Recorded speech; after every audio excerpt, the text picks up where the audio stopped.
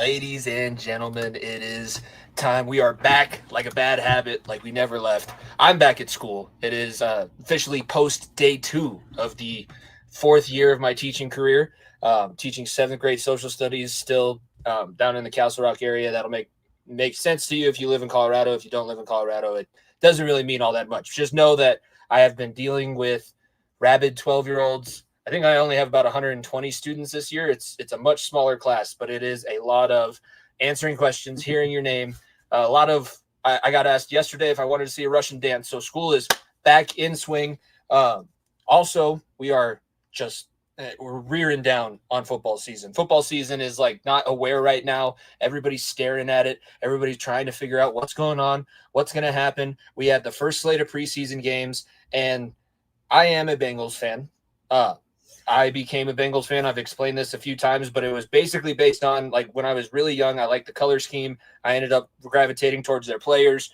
So I do like orange and black. And I am really upset right now. And it's the title of the podcast. It's kind of the topic of this center of attention. You don't bump your quarterback. So the Bengals, obviously, it looks about we're about ready for the same. Yes, the starters played. Joe Burrow looks awesome. This is the greatest preseason of any Bengals quarterback that I can remember in a long time. He's throwing nothing but touchdowns. I think he's thrown one interception in 11-on-11 drills against his defense.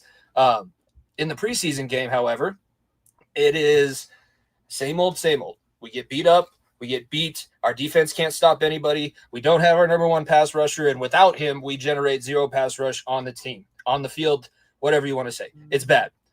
Well, we go to practice on Wednesday, and I have been really tuned into preseason content and trying to be better about making notes, being more prepared. That's one of the goals that I have this year for school. It's one of the goals that I'm going to try and carry over into everything. And I'm listening to the Locked On, no free shout-outs, but I'm listening to the Locked On Bengals podcast, and all of a sudden I get wind. I've seen it kind of circulating throughout the day, but I can't be on social media at school. The Bengals were in a brawl. It was the day before their joint practice, so they're not brawling against another team. They are brawling against each other because their 17th overall draft pick, who spent the majority of the preseason in this massive public dispute with the organization, bumped and knocked down your $500 million quarterback.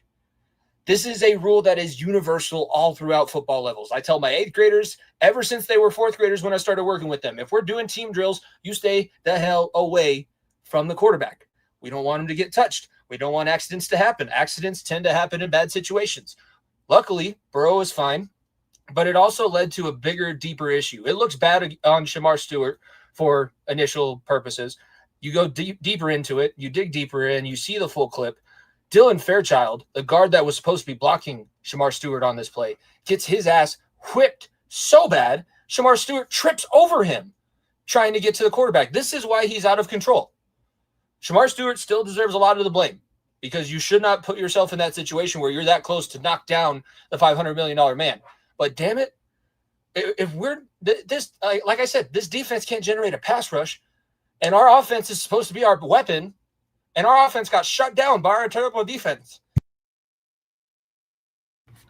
Teacher voice is a real thing, so I'm going to have to be prudent about when I raise my voice, but it's bad.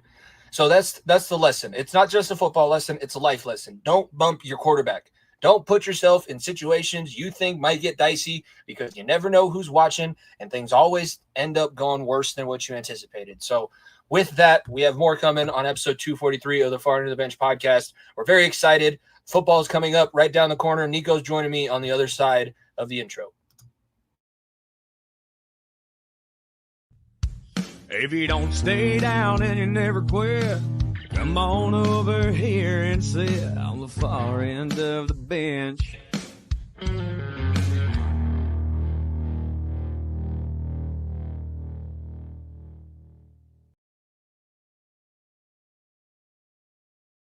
It's another good week, another big win in the lacrosse field, and we had football on TV. I was very glued to my TV this weekend, glued to every TV that at a restaurant that was playing the highlights of the preseason. Sport Clips had the game on when I was getting my haircut before I went back to school. Nico, we are that much closer to being out of the dark ages. That much closer to being out of the I think you can call this out of the dark ages. I think we're in the limelight because we have playoffs, PLL playoffs, we have NFL preseason starting. Basically, which preseason means one thing to me: fantasy football draft time. So everything's starting as far as I'm aware. Then you throw in NBA schedule got released today. We're coming back. We're back. We're not in the dead heat of the summer where we're scratching and clawing for content to talk about. It's finally the juice and the meat of what you come for. It's the best we could ever ask for. Yes, we are getting closer to starting our sixth annual FEOTB NFL Pick'em because we had a season when we got going. The college football season starting August 23rd, so we are less than 2 weeks away from that kicking off. That would be Kansas State and Iowa. Iowa State taking place in Dublin. They're going back to Ireland for the week 0 game there. And yeah, does Dublin still think does those fans from Nebraska that went to Dublin still think the N stands for knowledge? Yeah, well, hopefully somebody can take a win that needs it. Iowa State, Kansas State. It's fitting that we're talking about that because we'll get into the Big 12 a little bit later on in this show. I have it in my tag if you're watching us on YouTube.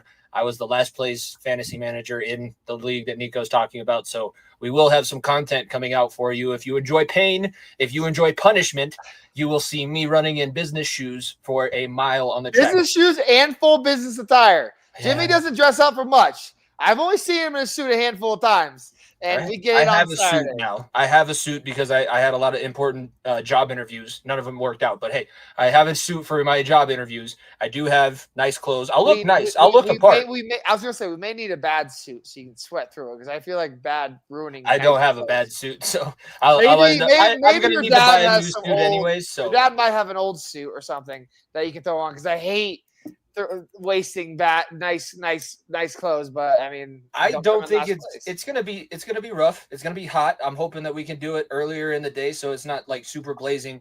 It's gonna be fine with the distance because I walk, I move, I'm up and down. This is the problem. It's my feet. It's the feet. It's only my feet.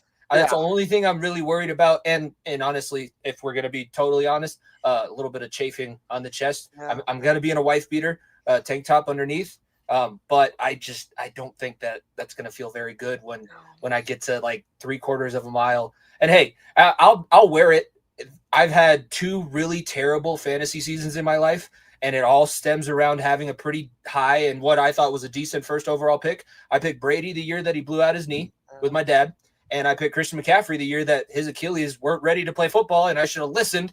But I thought Hank was just talking shit from the walls, and yeah, that's it just snowballed from there. I got to a point where there was like it was very difficult for me to even look at the fantasy app. I know you're competitive too. I was so over it at that point. I felt like I deserved the punishment. So that'll be coming out next week. Everybody will enjoy that.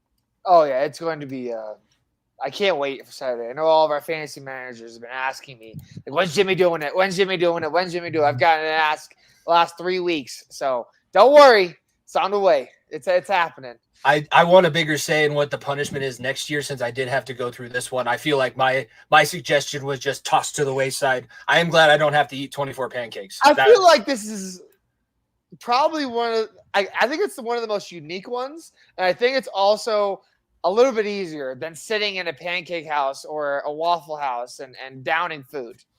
I would not. I would struggle with that, especially now. I wanted to do like public karaoke or have to like be in front of people. But hey, I'm a teacher now, so that really doesn't bother me. So I get why I wanted that punishment. I feel like let's put it out there next year because not everybody's a public speaker, and I feel like that might put the heat on some people. Well, my thought is like you have to walk around like there's ones where like public humiliation of some sort. Like this is private humiliation. Public humiliation, I think you got to be careful with because obviously we all have jobs and all have real lives out of this. And some of us are looking for girlfriends. Some of us are obviously taken and don't want to lose them. So like I just got to be careful on that terms. Yeah, like I said, I think the karaoke would be fun because everybody has one song that you could do well, so you could try and set that up, or you can go the opposite way and be bad. But no, that will be done. I wasn't putting it off. I knew that it was there. It wasn't like I was trying to avoid it. I just wanted it to be closer to the draft. And hopefully, I think what I saw in the vote, our draft is not going to be on a Monday, Wednesday. So I won't get – I got auto-picked because I was at football practice and I totally forgot to open the app. And it's hard to coach 7th graders and be like, who do I want in this? It's a long draft. It's like the 12th round. Give me Sherwood. I'll take it. It does go fast. But first couple rounds go slow as crap, but like at the end it'll fly because everyone's like, I know that name. Sure, why not? We'll see. I'm trying to figure out. I want to be smart, but I want to also take a little bit of a risk. We'll see if my guy that I think might be there. Do I get first pick being last, or does that not count? That's not. I didn't know. I wasn't trying to advocate for it. I'm still new to the league. This will be my second season, and unfortunately, if I take last again, I get relegated. There'll be a unique way that the draft order is picked. It's not just random AI generated. So there'll be a unique way. There is one every single year. But I'm excited because Family League is adding the cousins. So now it's 6 teams. We got 10 teams. The girlfriends, my girlfriend, Brock's girlfriend, fortunately did not make the cut this year, but eventually wife territory, then we can add them. But the cousins get added. We got 10 teams. So we are I trimmed down a couple leagues. I'll be honest with you. I turned down a couple because I will say I will also be doing a fantasy basketball dynasty league. So my whereabouts will be pulled in 10 different directions. Yeah. So some priorities have been set straight because I came in last place in my family league last year. I physically cannot do that again. So I can only imagine your family in the way. Exactly. Is that the pancake punishment or what? What is the family punishment? We kind of got rid of the punishment because my mom or dad were last place every year, and I started feeling bad. And then they got better, and then I got last place. So it's more that the champion gets the title belt because we have an actual title belt that goes around. So title belt and bragging rights to the family. So I did also have to drop out of my teacher league one because it was set up with it was like 40 points scored in a game, which is nice. But if you go up against like Josh Allen when he has 2 touchdowns in one play, that kind of screws you. So, and I also need a little bit extra time. I'm trying to do more blogging content with the website. Everybody should bookmark feotbpod.org. You can follow the Rise of the Roadrunner series. I've been doing our watch along blog series with the SEC any given Saturday. New Rise of the Roadrunners coming out Friday. I need to have time to play video games and record it and edit it. It's a hobby that I'm trying to turn into a job. Dang it. And plus, I should probably be prepared when I get up in front of I only have the biggest class I have this year is 27, which is pretty nice. But it's still a little bit nerve wracking. They're still kind of feral, and the random questions will get you. So I got to be on my toes. I saw one of my lacrosse players from high school at the gym today, and I was like, you back at school? He's like, yeah, started on Monday. I'm like, Did you ask him if he has Dom for math?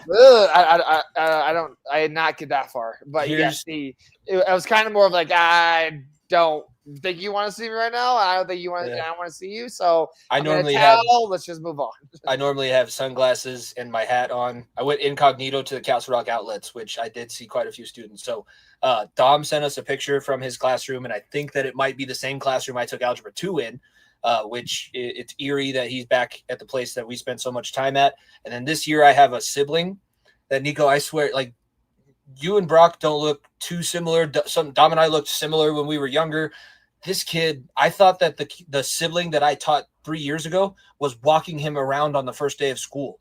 That's how similar they look. And every time I see him, it takes me a second. I go to his brother's name initially, and I'm like, it's creepy. I had twins on my 5th grade team last year. I literally had to put tape on their helmets to be able to tell them apart.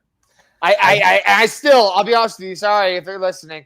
I can't tell them apart without their helmets on. I can't. I literally can't. Jersey numbers, please. Turn around. Jersey numbers. But the worst part was they were number 16 and 17. So it doesn't help at all. So the one person had red helmet tape on, and the other one had no tape on. One more red socks, one more blue socks, and that's how we separate the two of them. Yeah, twins are a fun dilemma to have. We have a week of overreactions to get into because preseason.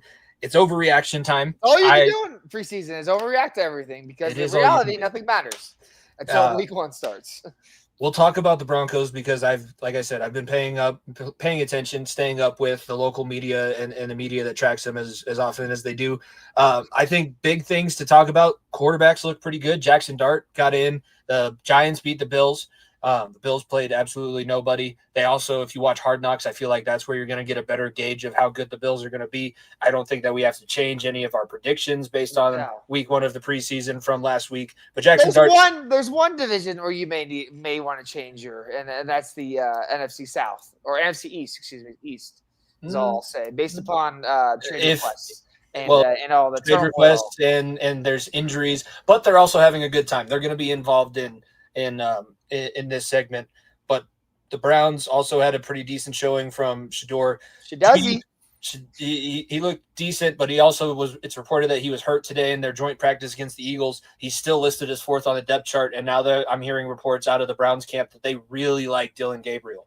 Well, I don't know if you really like this rookie quarterback, why he didn't play in the preseason game. You brought in Tyler Huntley for what reason? You have 2 rookie quarterbacks that you need to see a lot out of. Well, I'll tell you why. It's because, Deshaun has his problems. Flacco was injured. Kenny Pickett was I think he's injured too. Injured as well. And basically, Shedeur had to start. I know, but you still have Dylan Gabriel. I feel like with the way that they were drafted, with the way that it sounds like the organization is talking, we should have seen Dylan Gabriel starting for the Browns, see Shedeur Sanders probably split the game. Did you see the picture of the quarterback room as Shedeur was leading to back-to-back touchdown drives? They're like, oh, fuck. This is I can't, it's not just a hype anymore. I'm kind of fucked if I don't perform. I think that it puts everybody else on notice. They're probably hoping, not that you hope for injuries, but this injury to him might disrupt some of the momentum. The thing that people need to remember with Shedeur is that I think his play was lessened from what it actually is by 2 reasons. CU tried to feature him and Travis instead of running a real offense. If he ran a true offense trying to win football games and not just build as many stats as he can, he probably looks a little bit better, maybe gets drafted a little bit higher. The draft interviews, what's coming out about his draft interviews, the sideways hat, the taking calls, the asking what kind of car, how much money you make, what kind of car you drive.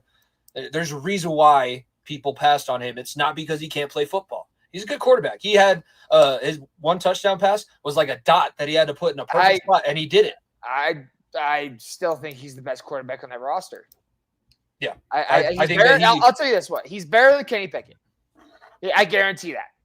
He shouldn't be a cut. Based upon what they did in college, if Shedeur Sanders was on that Oregon team instead of Dylan Gabriel, Oregon wins the national championship. I just keep it a buck with you. Frankly, if Shedeur runs that offense like Dylan Gabriel did to Oregon, we're talking 2 entirely different worlds. So you can't even compare there. So I think Shedeur is better than Gabriel. Deshaun Watson own problems. Joe Flacco, at his peak, they're about even, but he's 40 years old, so it's a different world. I'm going to tell you right now, the Cleveland Browns would be smart to wait until the final week of the preseason and trade them to the team that needs a quarterback. There's always one injury. There's always one that happens. Back to Indy. Exactly. There's always one injury for somebody that is going to be desperate, quarterback needy, and you could ship him off for a 3rd-round pick, and there's your 5th-round pick that you got back for a 3rd. Congratulations. Because he is – I understand the hype. I understand the drama, the everything. I relate this to the Tim Tebow situation here in Denver when he first came in. Tim Tebow wasn't the starting quarterback. Do you remember who the starting quarterback was? Yeah, Kyle Orton. And then even after Kyle Orton, Chris Sims got Chris Sims got some run at quarterback before Tim Tebow did. Tim Tebow eventually got the starting job and won football games, obviously one of his playoff games. What was the conversation? Every single week, the second Tim Tebow came on the roster. When are we going to see Tim? When he's going to come in the game? To be fair, he was drafted with a 2nd-round pick when everybody he was a 1st-round pick. He was even more of an argument. He was supposed to be a 7th-rounder, possibly day 3 guy. I would argue Shedeur had more hype coming out. Shedor's got more talent too. I would argue exactly. I would argue Shedeur has more hype and talent than Tim Tebow did out of college. Obviously, Tim Tebow had the national championships and all that, so it's a different world. But I would argue Shedeur had more hype. So if he is suited up, even as the backup quarterback, and the Cleveland Browns struggle for first 3 weeks, 4 weeks, what do you think is going to happen? This is a franchise that gave away their best quarterback, and arguably the last 50 years, in Baker Mayfield, And for the chump best change. locker room culture Best guy. locker room culture guy, a guy who has proven himself as a legitimate starting quarterback and one of the best quarterbacks in the NFC consistently in Baker Mayfield. And you gave him away for nothing to get Deshaun Watson, which obviously you had no idea about everything going on behind, but you could have done a little bit of searching. They did. Well, was it? I don't remember. It was public. It was public before. Okay, I don't remember the because this is the NFL. I mean, it was shocking that he got picked up even after these allegations, because if you can play, I thought the trade was before the allegations. I don't remember. I'm pretty sure the reason why Houston was willing to get all of this is because it had been made public. Like, it wasn't much time, but there was a little bit of time before. Like, Deshaun Watson, everybody knew scumbag before he left Houston. That's fair. Okay. Well, I think it started because he got injured in his last season in Houston, and that's when he started getting more massage therapy. Just out of curiosity, what is Deshaun Watson still on the roster? Yeah, he's going to be on the roster for, I think, another 2 seasons before they can sufficiently cut him without the cap hit being as much. So when he's healthy, is he playing? The organization is probably going to try and do as much as they can to get him on the field. They have to. Monetarily, like, they have to put him on the field and give him a chance to prove that he can do something with the money that they're paying him for at least 2 seasons. If he gets healthy, he will be back on the field. Whether Shador's playing well, like, Shador has to be Gabriel, whoever takes over at quarterback is going to have to be in the middle of a playoff push. But even still, like, when Bledsoe came back and Brady was on his run early in his career, they still had the conversation about whether Bledsoe should take back over the reins. Obviously, that finished the way that it did. But yes, Deshaun Watson, if he's able to get healthy before they can cut him and get rid of his money, he'll be back on the field. Yeah, I would hate to be a Browns fan. I'm serious. Like, seriously, the smartest thing for Cleveland. I'm about to put the best thing up on the screen. Continue. The smartest thing for Cleveland would be to trade him to a team that needs a quarterback at the end of the preseason. That's just because, frankly, like, your team's going nowhere. You know, he's just going to sit there and everyone's just going to talk about it consistently. Like, just trade him, try to get something, and go from there. This is probably the best thing that came out of the joint practice between Philly and Cleveland. Like I said, it's been reported that Shador got injured, but the linemen breaking bread over some brewskis instead of throwing fists. Landon Dickerson brought a cooler of Miller Lights. They're enjoying some beers after their nice inter-team practice. This is a much different NFL. One, that they're doing joint practices because they used to not do those. Everyone does. You used to just go beat the shit out of each other for 3 weeks at some college campus nobody had ever heard of. Now it's nice to get the scrimmages. It's also like everybody knows everybody. You're so connected with the entire league, and you have people that you probably played with at some point down the line. When you make it that high of a level, it's always incredible when you think about the small number of players that actually have careers in the NFL. Like, multiple, I think we said longer than 3.4 is the average. That's what does NFL stand for? Not for long. Well, actually, no fun league, and then not that. Yeah, both now both, but yeah, not for long was no more smelling salts. We didn't talk about that. I mean, technically, because I obviously being around a locker room, I heard these conversations from the doctor as well, because they had conversation about it too. As long as the league doesn't provide them, they don't give a fuck. Yeah, you have to provide them, and you can't do them on the sidelines because it's also the look of putting something under your nostril. And, woo! There was I'm not trying to rat anybody out, but my good friend, those Cherry Creek locker rooms had a lot. No, not even that. My good friend PK on the sideline during our Archers and Redwoods game in Utah had a jar, not even the salting. It's a jar where he did the jar up, and my girlfriend was texting me like, "What is PK doing to them? Like, why are they going nuts after they smell it?" So like, oh, it's they're inhaling pneumonia. They're like, they're doing what now? Like, yeah, it's not. It doesn't sound very good, I know, but it works. There's a wrestling coach that used to coach at Fairview when we were in high school, and every time that we would see one of his wrestlers go out, he's always rubbing his hands together, and then he puts them over like his nose and mouth. We're like, what's going on? And then we see like the whole setup, and he's got a tube of liquid ammonia. He's squirting a little bit on his hands, rubbing it there, and that's to get away. You can't put a smelling salts packet underneath your wrestler's nose, but you can do whatever warm up, and he just cups the nose and mouth. Ooh. But no, I mean, we had people at Cherry Creek that would crack open the brand new, as strong as they can get ones, and then they'd be sitting there with it under their nose, just staring at you in the eyes, not reacting. And then they take it away from their face, and as soon as they take it away from their face, it hits the rest of the room. You're like, "Ooh, I'm good now." Pretty soon, the Russian gas in the NHL is going to be eliminated also at this rate. The no fun at all, which is probably for the better because it's probably not healthy long term. If it truly does mask the concussion symptoms, and if it ends up right now, there's no I haven't seen anything that's truly 100% negative long-term effect, but the league is also inhaling pneumonia. Let me remind you that it's not like no one willingly says, you know what, I love the smell of. Let me get some pneumonia in my air purifier and get the boys going a little bit. That's not something that just let's get the boys cracking. Let's get them up and moving. I would have appreciated having a beer with a couple of the teams that we scrimmaged. Now, obviously not in high school, but those college days where you're like, all I'm looking forward to is going to the bar after this. I just need to sit there, get a nice pizza, get a nice beer, cool down. It's one of the best things about being in a pro locker room is I get yelled at if I don't have enough beers in the locker room.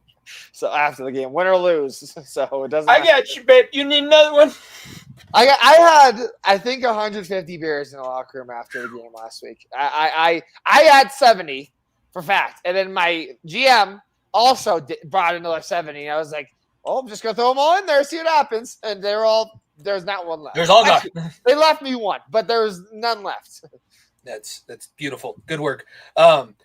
We'll get to the NFC South when we do our division previews. We still have plenty of time before the season actually starts, but the Saints look like they're poised to just have the hardest tank of all time. The worst. They had 4 starters go down in their first preseason game, and they still don't have a quarterback because Rattler and Shuck can't decide who's going to be just that much, a little bit worse than Shuck. Because Shuck had better stats, but he had a pick 6. Rattler is just gun shy. I feel like everybody hates him in the NFL. He gets hit often. Him. I don't. He's for anyone that watched the QB1 series or whatever that QB1, it was QB1 under the lights. QB1, whatever it was. You know he's the biggest asshole. And Justin Fields and Jake Fromm were also a part of that. And by the way, this girl that I went to school with in college, her brother was the backup quarterback to him. So I heard even worse stories, which I'm not going to repeat because it's pretty bad. But the dude is an asshole, and just a guy that you just don't want to deal with. And frankly, you drafted a quarterback in Tyler Shuck, which everyone knows he is not talented. You could have just not drafted a quarterback and said, "Yep, we're running Spencer Rattler back." And been like everyone like, yep, they're going for Arch. That's all. And frankly, it may not even be Arch because he may not be in the draft. Apparently, to his grand or was his uncle or his grandpa? His grandpa Archie said that he's going to stay out his whole college career. I mean, why not? Why not milk as much money as you can out of the University of Texas? I know that they're not hurting for money, but my dad was also mentioning that last night because championships get money. Yeah, try and win some national championships, but that family is just because the Mannings obviously have the Manning cast. They all have their own. They both have their own show on ESPN. Omaha Productions does quarterback, receiver, Any Given Saturday, and the WWE Unreal series on Netflix. They don't need any. I don't think they're touching any of even their endorsement money.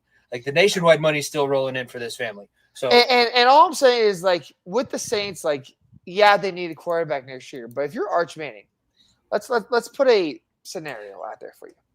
You could be the king of Texas, bring a national championship back to the University of Texas.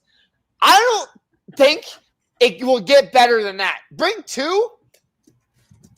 Would you rather? Like in reality, let's think about this in perspective. And maybe we can put a poll on Twitter or a poll in the comments or whatever. Would you, if you're Arch Manning, would you rather win 1 national championship, possibly 2, at Texas and be heralded the king of Texas and be the next great savior and everyone talks about you for years and years and years and years to come? Or would you rather go be the quarterback for the New Orleans Saints who are going to suck for the next 5 years? Answering you just based on the scenario that you laid out. Yeah, you're staying at Texas, especially if they have the success that they're looking for. But think about, do you remember where Archie was drafted after he came out of Ole Miss? New Orleans.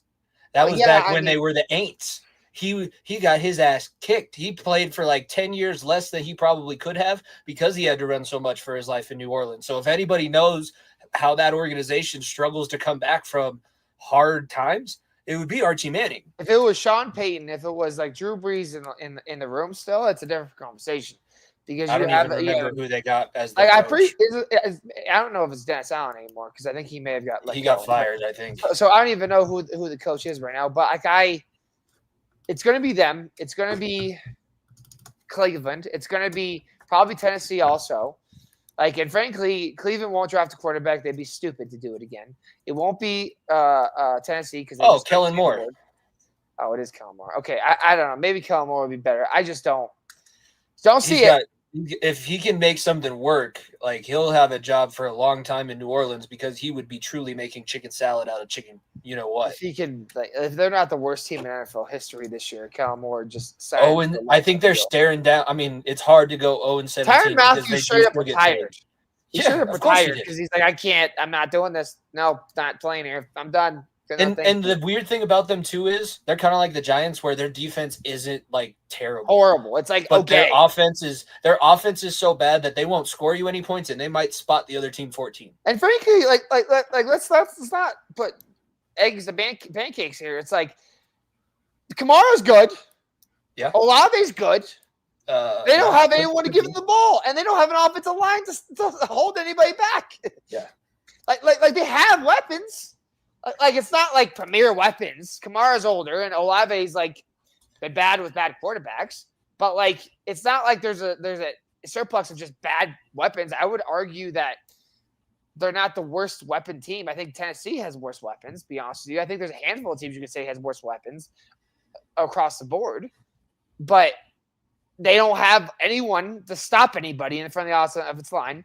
I think was a Ramczyk or whatever. He's retired. He's not even playing anymore. He's gone. He's not there anymore. Yeah. Shuck or Shuck probably won't be able to get the ball out consistently to Olave. And Spencer Rattler can't see over his offensive line anyways. So New Orleans needs a lot of fixing, and obviously Arch would put a Band-Aid on bullet hole. But I love the Morgan Wallen reference. If New Orleans was smart, they'd trade Kamara for something.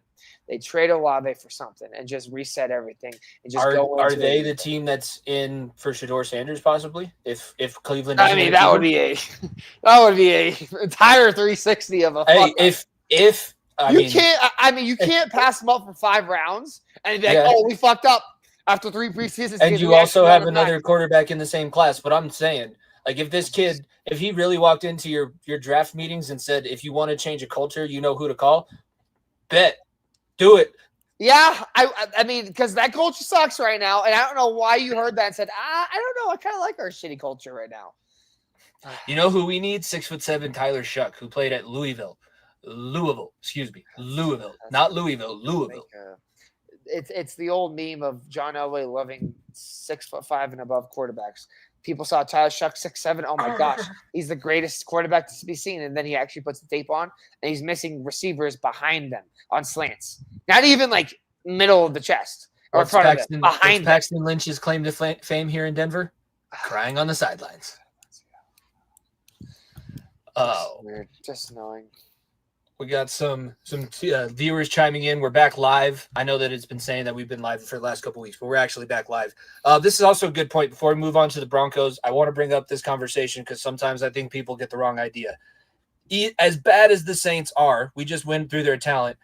The worst NFL team on any given day will beat the shit out of the best college football team. Yes. Ohio State has no chance against any. You can put up the 0-16 Lions. You can put up the number 1 overall pick from last season. The Carolina Panthers would beat the dog crap out of any college football team that you put out there. The greatest college football team of all time does not come close to sniffing an NFL roster. The closest it would ever have gotten was the 0-16 Lions and the undefeated Alabama team back in, 2012, 2013, and still wouldn't have been close. No, and that's the closest it would ever been. We talk about the reason why Power 5 schools always dominate Group of 5 schools. It's the depth. I guess you probably have to even out the rosters a little bit, and then you just put more professionals on the professional roster to make it as big as the college roster. There's no world where a college team would come close to sniffing a professional team. The Broncos, talking about overreactions, the Broncos country is full on into their overreaction because the starting offense had a safety. They only scored 3 points against none of the starters for the San Francisco 49ers. I will say, I think that they bounced back, and you saw just how talented the depth is. Like Peyton and Sean Payton have put together a really deep roster. There's a lot of guys that are probably going to make other teams once they get cut from here. But let's start from the first team. Are you panicking? Bo Nix gave up his safety, not being able to throw it past the line of scrimmage on drive 2. They had to go out for a whole nother drive. They were only scheduled to play 10 plays, and they played 18, and Sean was pissed off. I'm sorry, it's August 14th. I know, I'm being facetious. It's August 14th. This was the first, like, I saw my team get a safety on the first play of Super Bowl. This is like not even like phasing me. Cool. I mean, look, this is get all out now. Get it out. We've known the defense is the backbone of this team. And the defense is the best in the NFL. I'll say they it right also now. gave up an 80-yard touchdown to Mac Jones in the 49ers. That's true. And then Nick Bonito lit his ass on fire and proved why he's one of the best pass rushers in the NFL still. He damn needed to because that touchdown was right over his ass. I could care less than two fucks about the preseason results. How many – okay, look at the stat for me. How many preseason games did Tom Brady and the New England Patriots win? I don't even need to look it up. I know that it's not over 500. It's not more than 5. Entire career, not more than 5. You're trying shit out. You're trying to see how things are. For those that are like, well, the defense let up an 80-yard touch. Well, the Broncos saved the safety and blah, blah, blah. I'm sorry. I just realized that there was a preseason game last Saturday, an hour before the game started, when I was in mid pregame and saw the ESPN notification. Denver at San Francisco has started. I was like, that's right. It's August 14th. Season I will watched start the for whole the game 4 because I'm a weeks. sicko. I watched the pregame a little bit I'm too happy because I'm a for you sicko. because I'm happy for you. And there needs to be those type of people. But at the same time, I have sat here through fucking Drew Lock cooking in preseason. I've sat here and convinced myself Teddy Bridgewater is going to be a top 5 quarterback in the AFC at the preseason. I've sat here and told myself that Brock Osweiler is going to be the next Peyton Manning at the preseason games. There is one thing I've learned. You never get too high and you never get too low on preseason football games. Because when the lights turn on, we found out who the grown-ass men are and who the puppies are that will be working 9-to-5 jobs in 2 years. I don't think that there's any reason to panic. I just think that it's telling you what this team will be working on in practice. That's really what preseason games are for. And two, they need to be able to handle, because all reports said they kicked the crap out of the 49ers ones in the joint practice. So there might have been a little bit of the starters going out against the twos in the game being like, we got this. No, this is the NFL. You will have to try to score against everybody that you play. It's a rookie quarterback, young offense too. So like I said, I think my biggest problem / takeaway from the first preseason game and through training camp is that we're going to be in the receiver market because Sutton's had a tough camp. Vele and Mims look like second-year guys still. And we are going to be struggling to get pass catchers and consistent non from the tight end position from Evan Ingram. So that's my biggest worry still going into the season, and that Sutton we may have overpaid him a little too much to be a guy that's just going to be a check down guy. So we'll see. There's nobody that's going to blow your brakes off on the outside there, and that's going to be a problem, I think, for this team. And having a rookie running back, being obviously J.K. Dobbins, is going to help a lot, but having a rookie running back take on a big load, it should be tough. So it's a young, inexperienced team offense, and that is going to go through growing pains. They also need to worry about R.J. Harvey learning how to run at the NFL level because he can't bounce everything outside. He took every single ball that he got on Saturday night and went straight to the edge, which if you do that against Myles Garrett, you're going to have your face rearranged early in the You game. do that against any team with a linebacker. I think about this: the best linebacker RJ Harvey played against in the Big 12 is probably a second string middle linebacker in the NFL at best. Undrafted, probably too. Undrafted guy. Like he had the closing speed for middle linebackers. I believe I would take a guess that the 40-yard dash times for middle linebackers were between 4.4 to 4.6 at the combine. That was the mean, the average. And if you were below that, obviously you're a stud. If you're above that, you weren't drafted. Let's put it that way. Because the closing speed of linebackers, the strength of the edge rushers, you ain't gonna be able to do that, RJ. You got to follow where they're blocking for you. You follow the hole, and then you can bounce it outside. And that's why it was so awesome that they added J.K. Dobbins, because Dobbins is going to teach him that, and he's not just going to have the burden of being the number one running back. Dobbins can give him the reins and show him what's needed from him. So I think that's going to help him a lot. I think the last big thing that I want to talk about with the Broncos goes back to the running backs. Obviously, J.K. is making the team. R.J. Harvey's making the team. Sean Payton is in love with Jaleel McLaughlin, even though I don't really know what – I mean, he's made some cool plays. I think he is – he thinks he's Darren Sproles or one of the shifty running backs that he's had. Is there a chance that Jaleel doesn't make the team and Blake Watson, Tyler Bidet, one of these other guys that have looked really good that you don't want to see go off and have success somewhere else, can they possibly push Jaleel off the roster? Because I really think you only keep 3 true running backs, and then one guy is going to be – on special teams, which I think will be Bidet, which leaves Blake Watson as the odd man out. There's another guy you didn't even bring up. It's Aldrick Estime, a guy you drafted. I think he's gone. I think the way that nobody's talked about him for the last 3 weeks, I think that he's going to be. I would say, I'd be honest with you. I think the conversation was Jaleel or Estime, and I think Jaleel has taken the reins over that. So I think that's your answer there. I think Blake Watson's a practice squad guy that you have for practice, and I think Bidet is obviously a special teams guy. So, I mean, like I said, I expect the first depth chart to be Dobbins. Honestly, I'll even go a step further. I think because they'll use Jaleel in certain packages out in the slot, in motion and all that. I think the first depth chart will be Dobbins, McLaughlin, Hunt, or Harvey, and then Bidet. I think that's what we're looking at. And then with Watson obviously being the practice squad guy, and I think. Obviously, the third down back, maybe RJ Harvey, maybe / J.K. Dobbins, and then Jaleel will be used in sparingly. Like I said, that's how I see it. I don't think Jaleel is. I think Jaleel is just a skinnier and faster RJ Harvey. I don't think he's as strong. I would like to see Sean put those two in not one-on-one, but like put them up in mirrored pass situations, because I think that you can get what you get out of Jaleel with RJ Harvey, and then you get something different with Blake Watson. Blake Watson knows how to run between the tackles, and he has breakaway speed. Like, I get that he's not a guy that you're going to really fight to keep on the roster if you have other people there, but Jaleel has 1 or 2 games in his entire time with the Broncos that justify keeping him here. Yeah. I feel there might be something too. Like, you got nothing from your running back room, no production.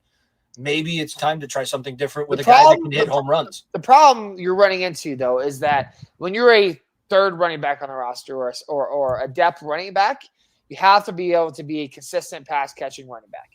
You cannot be one-dimensional, just hard-nosed downhill runner. When you already have Harvey, you already have Dobbins on the roster. You either have to be a pass-catching guy, a threat out of the backfield in terms of the passing game, and you have to have downhill speed. And Blake Watson has the power, has the whereabouts, has the strength. I haven't seen it in the passing game from him. I haven't seen it in pass blocking, which is another aspect that you need to have as that third running back. So, like I said, it's a nice thought. I just think Jaleel has that passing game threat to him where you have to keep an eye on him if you're a middle linebacker, because if you see him as a check down, he can break it off for 10 to 12 yards very easily. And I just don't see that from Blake Watson. It'd be interesting to see. I haven't been able to listen to anything after the joint practice with the Cardinals. Obviously, the preseason game will tell us something. I think that the preseason games are the best places to judge running backs, because that's the only time that they'll have to actually break full tackles to the ground and see if they can make plays.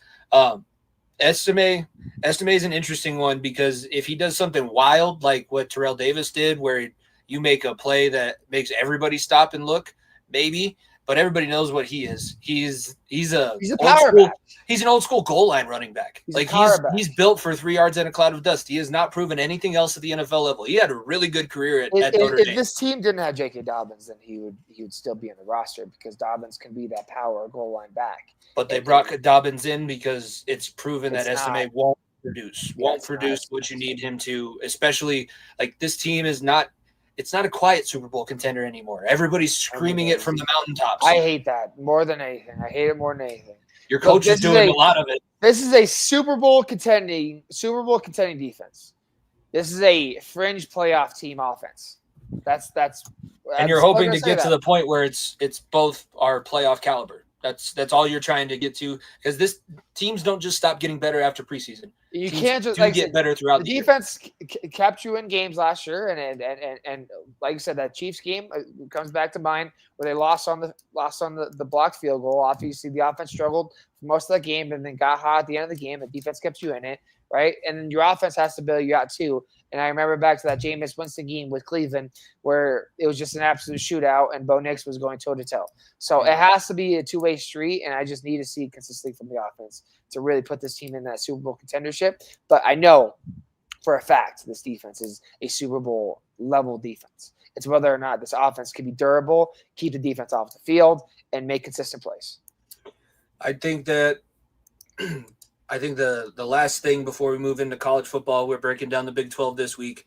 I feel like if Bonito has another game, if he has another series where he takes over and has 3 plays in a row, we'll start. I feel like the contract thing will get resolved quicker at that point. They already signed Zach Allen, so he's locked up. They signed him to that contract. I highly doubt he finishes the year without getting an extension. And if he has another series where he looks like he could possibly be a new premier pass rusher, I think that the Broncos do everything they can to get him signed before the season starts, because I don't even think he's new. I think he didn't start last season. He was not the starter at the beginning of last season. So this is pretty new for Nick Bonito. And he's going to be obviously the guy that's going to be getting the double teams and the chips off the edge, which is going to be different from him. Obviously, Vaughn was a guy that flourished after he got that thrown on him. And now Bonito is going to have to be the same thing, because teams are now cueing you and keying on you and seeing where you are at and seeing where the protection will need to slide to. And now everything's all going to be centered around you on the defensive line. So that's going to be different for him. The problem, like keep hearing this name out there for whatever reason. It's like, do the Broncos want to upgrade the position? Because do you pay Bonito all this money, or do you go try to trade for Micah Parsons and give him that money? That's a real conversation I saw. And I'm not saying Micah Parsons is going to be a Bronco, but he has said that team is a Super Bowl contender, and I feel as though I'd be able to make a difference. And Micah Parsons is a known commodity, a guy that consistently puts up great numbers, and Bonito is a home guy that you probably get at more of a discount than you would have to pay Micah Parsons. And you'd be able to, I guess, grow with him and have that stability consistently with him, as opposed to see what Micah Parsons does after his failed stint in Dallas or wherever. So that's Micah Parsons is playing another season as a Cowboy. All 4 other players that requested a trade as publicly as he has, all re-signed. He's not going anywhere. You're not wrong. But Micah Parsons is an opt-in situation, or not an opt-in situation. He's a hold-in conversation where he's padded up but not doing drills, which shows me that he will sit out a game. That's fine. I don't think Jerry Jones has ever lost a game of chicken in his life, so Jerry Jones has probably kissed a lot of his buddies, and I don't think that he's going to pull away. If he sits out the full season, he'll sit out the full season, but he's not going to be anywhere but a Dallas Cowboy if he's on the field this upcoming year. I don't doubt it. I'm just thinking theoretically for the Broncos if you want to pay Bonito, because it's a conversation I think that's really to have. Because like Bonito, you'll have to pay Bonito like a real. Bonito sucks in run defense. I will, as good as he is as a pass player, it's a work in progress. That's why I say it's a gamble. That are you willing to pay, or are you willing to pay? Just throwing a name out there, a Trey Hendrickson or Micah Parsons, who are on the trade market. I don't know if either are going to get traded, because we don't know if either are going to get traded, but both are on the market, apparently. So would you rather do that, or would you rather do that? So that's – and look, I think Bonito is a stud. I think he's going to be a star in this league. I think he's done a lot of great things. It's whether or not that he is a product of a fantastic defense, and a product of a defense that is going to be backing him up when he makes mistakes. Because his defense from like I said, the strength of his defense is as good as the defensive line is. The strength of his defense is the back end, and they've helped him up with a lot of different things. So that's my biggest question. And I'm sure that Peyton and Peyton are having these conversations about it. The law offices of Peyton and Peyton. It would be different if the organization didn't have a history of bringing in free agent pass rushers for big moments. Neil Smith was brought in before the first 2 Super Bowls from Kansas City. DeMarcus Ware obviously got brought in before Super Bowl 50. So there's a precedent. We've also failed the last couple of years on pass rushers. Look at Frank Clark from Kansas City. It's horrible here. Absolutely horrible here. You look at Randy Gregory. Horrible. Absolutely horrible here as well. So off the weed, man. It's been both. It's been both hit or miss, which I think that the Peyton and Peyton are going to take into more account the failures of the guys coming in more recently than the guys of the Super Bowl winning teams. Because I think that let's put this scenario out there. Broncos are walking to week 8, 7-1, 6-2, lead the division. The Chiefs are 4-4, whatever it may be. Micah Parsons is still unhappy.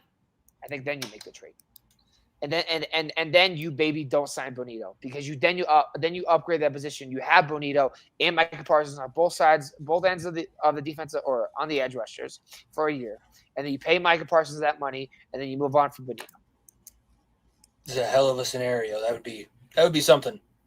We're talking legitimate. If they don't make it to San Antonio, that's not even like a stretch to think this team will be 6-2. I don't really think it is. We went through the schedule. If you get through the first 3 weeks, the Broncos should start 3-0. After that, it gets a lot tougher. It's that week 4 to week 7, I believe, week 8. Monday night against the Bengals, we'll figure out who's the contender in that matchup. Which is week 3. So you can put in week 3, which, by the way, a team that hasn't made the playoffs in 2 years. Week 3 up until week 7, where you play 4 playoff teams. And obviously the Bengals aren't the playoff team.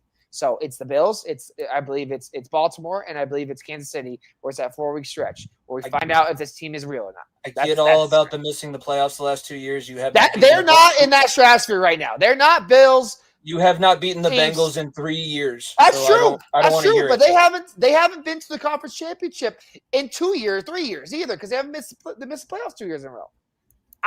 They are not in the same level as the Bills, Ravens, and Chiefs right now. I get it. Playoff success. They won playoff games over them. Congratulations. They just win. They beat these teams in general. Exactly. I'm not saying. I'm just saying. Don't put any disrespect on a team that you haven't beaten 3 seasons when you still have not yet. I'm not. I just told you 4 playoff teams in that stretch, and one of them isn't a playoff team. So 4 playoff teams, and like I said, that game will go back to either bite you in the ass or help you at the end of the season. I think it's a litmus test for both teams because both teams will need to win that game to have any shot at postseason success the way they want it. Big 12 football. This one's going to be the hardest one to predict because did you see Arizona State winning this conference last year? I didn't. No, not a chance. Starting with the Big 12, we should say that last season was the first year Arizona State, BYU, UCF, and CU were all in the conference. CU obviously comes back after leaving for the Pac-12. Arizona State, Iowa State were the top 2. That was your conference championship matchup. And Iowa State loses, obviously. They go on. I think they won their bowl game, so they made up for it. BYU and CU. I put BYU ahead of CU, even though they were tied record-wise because BYU beat the brakes off of CU in the Alamo Bowl. So very volatile last season, and I don't think that there's going to be much of a change.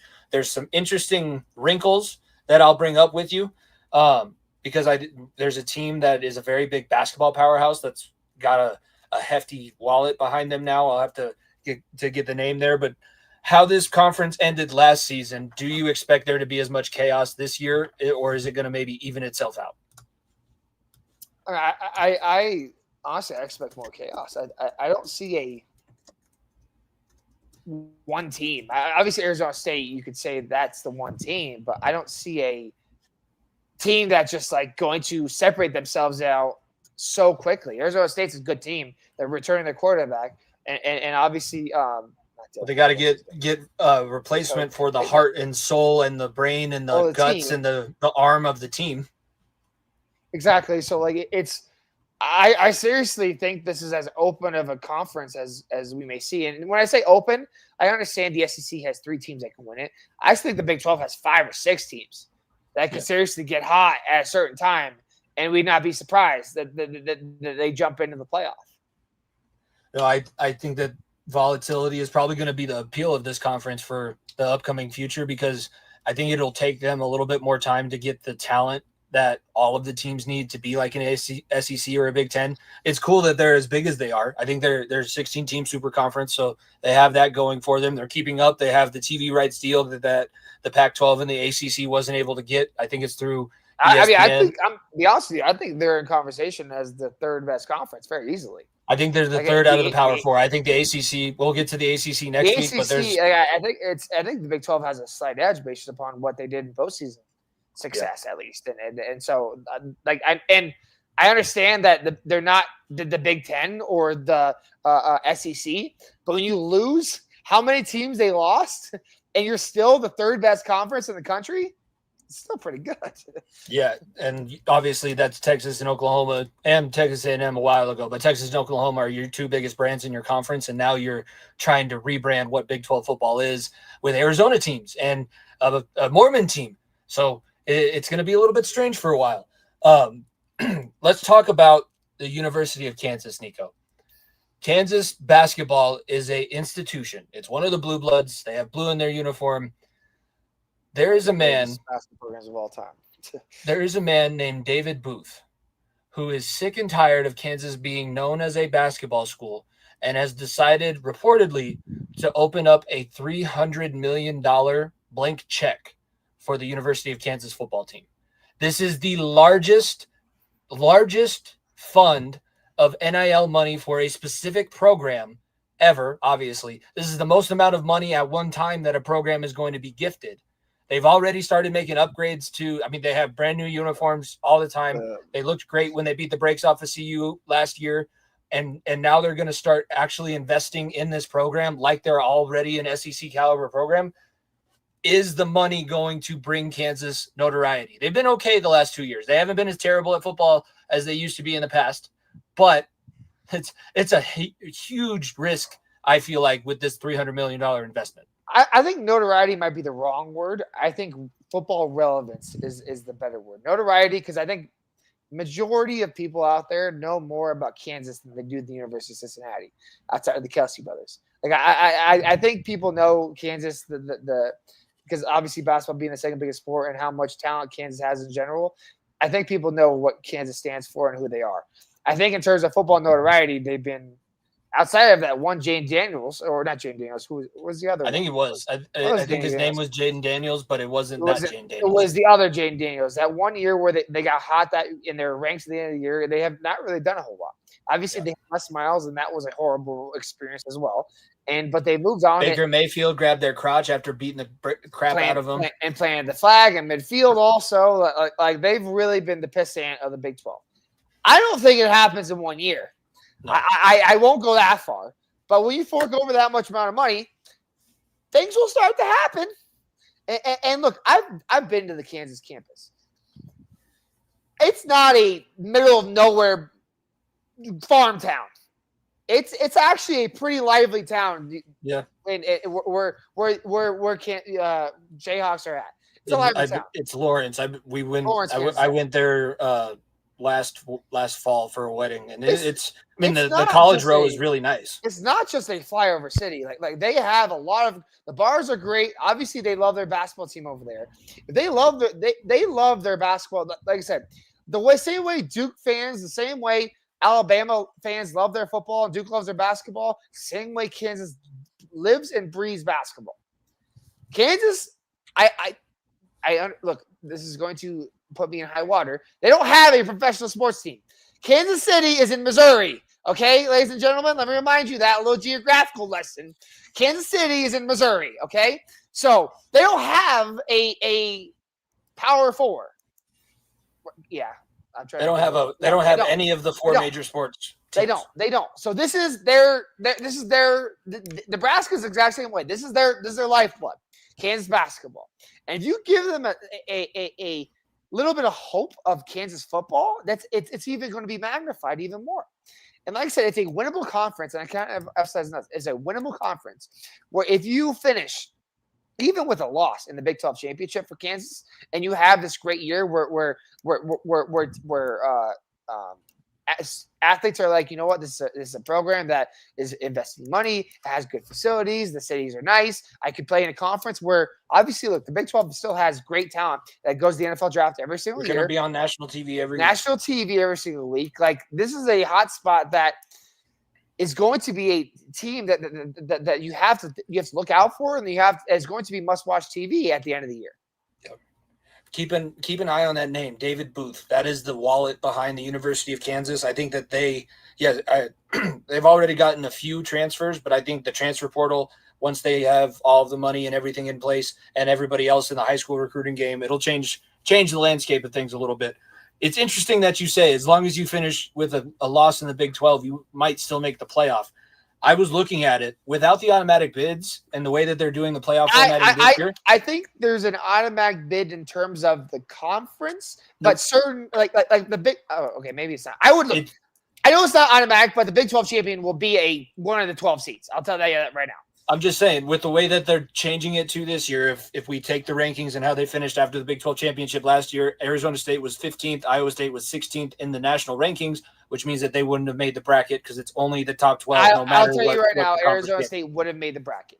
Yeah, I think that the committee would have changed it because they've changed their priorities. But just looking at the numbers and the way that things would have gone with last year's rankings, it's interesting that I think it goes to that competition level. The fact that there is no big dog in this conference. Everybody beat the crap out of everybody, and everybody was ranked right around 15, 16, 17, 18. Like, not bad, but not really good because you beat the tar out of everybody. Everybody, like Kansas State was a team that everybody thought was going to be good because they have that Avery Johnson at quarterback. He's returning. They ended up losing 5 games in conference, but that could change this year.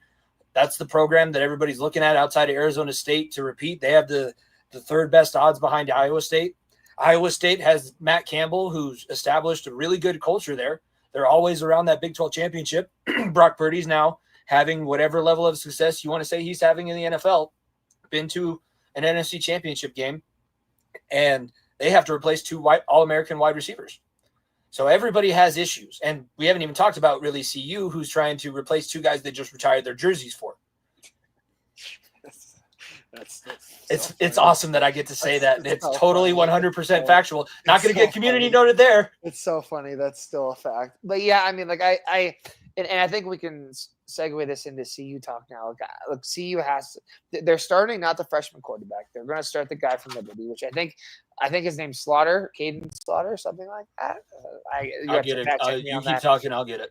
CU is going to have a entirely different way of the way they play football. It's going to have to go back to the old school type of football because Big 12, we realized last year, if you can't run the football, you can't play defense, you're not going to be winning football games. Caden Salt. Yes, there it is. So he's a guy from Liberty, and he will be the starting quarterback more than likely. And they have that number 1 recruit still behind him. Juju Lewis. Juju Lewis, who will be the starting quarterback next year. I think CU is a position where, like I said, it's still a winnable conference. I can't emphasize enough. CU, as much people as want to be down on Shador not being there, Travis not being there, and all-time legendary talent, this team did invest a lot in their offensive line. You look at what they did in the transfer portal. They invested a lot in their offensive line because they knew how bad it was last year. They invested some more strength in the defense as well. And they realized we're not going to win a Big 12 championship. You're not going to be in the playoff, for that matter, playing the way they did last year. Yeah. And I think we see a much different type of football team for CU, for the good or bad. I think it could go either really horribly or it'll go really well. I don't think there's any in between.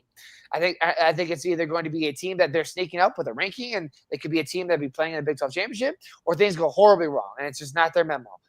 I just think if you're a CU fan, like, Deion's brought a really good recruiting class in. He's brought a good transfer portal class in. You have Shermer now as the offense coordinator entirely on with being able to play an offense that's just not let Shador throw it up and see what happens. Okay, he can center an offense around a running game, center an offense around more than just where's 12 at and throw it up. Shador, where's 12? Exactly. You're going to that side. So, and obviously where's Jimmy Horn? Like they lost a lot of weapons in this offense. Like, Their receiving room is all over the NFL. It's like all and it's going to be a who's who of who the hell is catching the ball for them next year. So even the backups are really damn good because I did a Road to Glory with last year's roster, and after Jimmy Horn and Wester and all those guys graduated, the backups were really damn good too. Dion brought in Gucci bags, like he said, he brought in Gucci bags, and you have to realize the kind of shit luggage CU was carrying around before he got there. Horrible shit. That's why it's crazy to me that I'm hearing people say, if they're not contending for a Big 12 championship this year, if they're not in playoff contention, that his seat gets hot. Who are you replacing him with? Yeah, those people don't live in Colorado and realize how bad that team was. They do live. You know who it is? It's Maryland. That's who it is. It's guys that have significant airtime in this market that live here, that go to games, that will sit there and say, if Prime isn't near the playoffs, Prime needs to go. And I'm just like, this is I can't believe. I wish more people listened to us instead of this guy. I look if like the only way Dion leaves is if he takes another job or he retires. Retirement is real because he's had medical problems, and obviously he I believe it was cancer in his foot. Bladder cancer. Was it? Bladder cancer. That's what it was. And luckily, that's all gone now. So thank the Lord that's passed through and he's doing better now. But like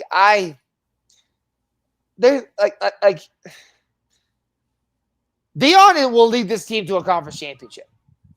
Better, and I'm saying that in terms of he has a better chance of doing that than anybody. And I mean anybody you put in that door outside of the name Nick Saban. That's available. And Nick Saban ain't coming to Boulder, Colorado. I hate to break the news to you, CU fans. Okay? There's not one name out there that would put this team in playoff contention with the recruiting, with the talent, with all that than Deion Sanders right now. So I think the coaching situation in Colorado is pretty much dead set because Norvell's getting an extension too. So CU and CSU are going to have coaches for a lot longer than what we realize. Like Deion is going to have to retire. Like once Deion is no longer the coach of CU, because it'll happen eventually, CU is going to have an entirely remake of the program.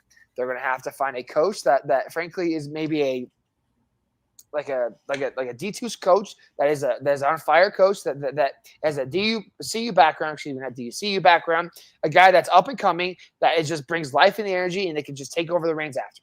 Because you don't have that, and I'll be honest with you, I think those conversations have already happened. I think that Deion has had those conversations with, I don't even know what the head of the probably the president of the university. Yeah, the president of the university being like, you know what, I don't know how long I have. Let's start figuring out a way to find a successor. And I think that's a conversation that's already happened. And I think CU will figure it out after, but it will not be the level of where they're at last year and where they are at this year right away. That's a lot of college football. We're all in on it. I'm excited. Rise of the Roadrunners coming out Friday, episode 3. Maryland going to the Alamo Dome, taking on Coach Clay Merritt and the boys in college football 26. So we're right into it. I have a slight for you. Okay. Because I saw the graphic. Maryland is not crab cakes in football. Do you know the quote? I know the quote. It's crab cakes in lacrosse. It is not crab cakes in football. It is not crab cakes in football. They know two things. It's crab cakes in lacrosse, and you know it. I know you made that graphic to piss me off. It is not crab cakes in football. I did that because of the quote. It wasn't. It had nothing to do with whether or not it would get a reaction out of you. Maybe people in Maryland saw that and was like, "We don't really like football that much. I like lacrosse." No. But the quote from Wedding Crashers that sticks in everybody's mind: crab cakes and football. That's what Maryland does. Yeah, that's a great quote, but it's not factual.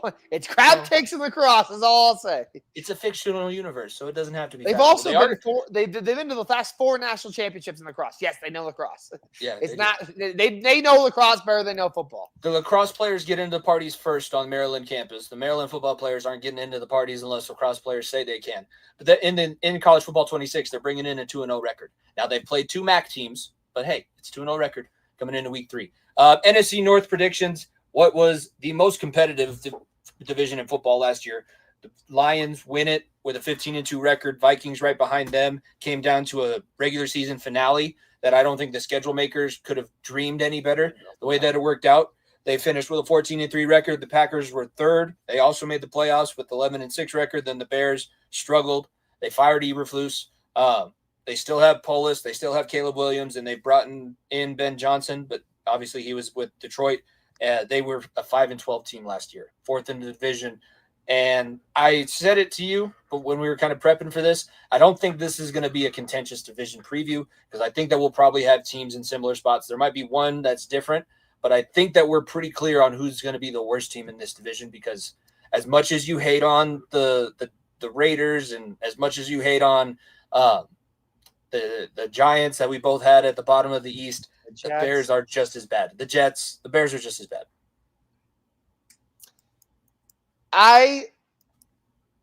There's two things I think that could alter the Bears not being the worst team in this division, and I'll lay them out for you.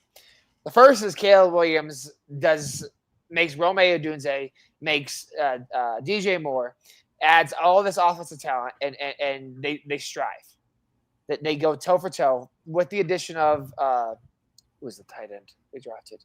Colston Loveland. They have all these guys and all these rookies play up to their standards. And then the other, JJ McCarthy, looks like he should have never left Michigan and been a Michigan legend for the rest of his life because he's not a starting quarterback in the NFL. That's the two things I see here of why the Bears won't be the worst team or will be or / won't be the worst team in this division. I'll go out on a limb. I don't think they're the worst team. I think they're third. I don't think they're the worst team. I worry. You obviously aren't sold on McCarthy. That's where I'm at with the Vikings. But I think the one thing for me in that matchup is Brian Flores will eat Caleb Williams alive. As bad as the offense may look, Brian Flores is still with that defense, and the defense is what Sam Darnold played well last year, but especially towards the end of the season, the defense is what kept him in that division race. But those are my bottom two, the Vikings and the Bears.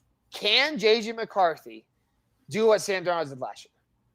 That's the question. That's the big question in Minnesota. That is the outlying question because if he can, this team is contending for another playoff spot, contending for the division very easily. Because like you said, defense is very good. Offensive talent, we don't need to go over it. They have one of the best receivers in football in Justin Jefferson. They have an offensive line that is very, very solid as well. They have running backs that are workhorses back there, and Aaron Jones and company. Like they're a team that is very, very solid throughout. My biggest problem is I don't know if JJ McCarthy coming back from this, was it Achilles or was it I don't remember. I think it was a knee injury. I think he blew his ACL. It was leg injury. I don't think he like a rookie coming in like that, getting the reins. I think it would have been much more serviceable for them to have another guy to start a couple games and then let JJ get his feet wet because that's my biggest worry of this Vikings team and why I'll pick them for last for now.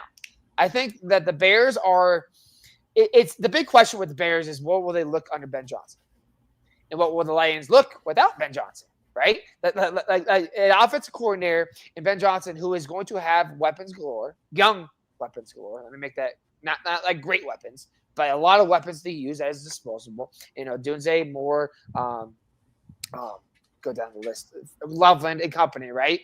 Or will this team falter and still see why they're a young and experienced team? So I think the argument is flip flopping. It's whether McCarthy shows up or not, and I think the Vikings defense helps them a lot. But I think that this young talent from the Chicago Bears could be something. And frankly, I think they finished third in this division. Like I said, I still think they missed the playoffs, but I think that they are not the worst team. I think that they're in a strange place as a franchise because they went out and invested so much in Ben Johnson that they're trying to figure out whether or not they should keep Caleb Williams after this season. I know that he's a first-round pick. Teams move on from first-round picks. Number one overall pick. That's the difference. Number one overall pick. First round. I know. Different conversation. Number one overall pick. If your coach that 2 years of terrible football and a season under his last season in college was what led into his NFL career. It's a different conversation if he was the 15th pick, 10 through 15. The number one overall pick. Maybe he's not off the roster, but they're definitely looking to. They're not going to have Tyson Bagent for the backup quarterback next year. They're bringing in somebody to push Caleb Williams if he doesn't. Does Darnold make this team a playoff team? I'd have to. I still. Then why that's would you the even question. consider that? Why Well, would you 'cause not try to develop? This is what I'm saying. At the end of the season, if they look like shit and Caleb Williams still goes home and cries every night after the games, they should look at putting somebody else in the room and getting his ass out of there, whether he's a number 1 overall pick or not. He's terrible. We've seen one season. I am not pumping the brakes. This is not. He's a bad leader. He's got terrible body language on the practice field. Maybe it's only the clips people want to show because everybody wants to confirm it. Everyone wants a lot of damn evidence. But like, I see a possible. Look, Ben Johnson doesn't take this job without Caleb Williams there. True or false? I think. Sure, look at the other teams. He's still. Look at the other teams. Look at the other teams that were looking for coaches. You think he's going to go to the Jets if Caleb Williams isn't there? Would you, if you're Ben Johnson, right? Ben Johnson, would you have rather gone to the Jets with a Aaron Rodgers up in the air situation up until you got hired, by the way, which is a real scenario, or would you rather go to the Bears with Caleb Williams and young offense? I don't think that Caleb Williams is as much of a factor in this as just wanting to implement what he can do. I mean, the dude's a former I don't think tight the end guy would have gone in division if it wasn't for Caleb Williams. Like there was so much conversation about why the fuck would he leave Detroit?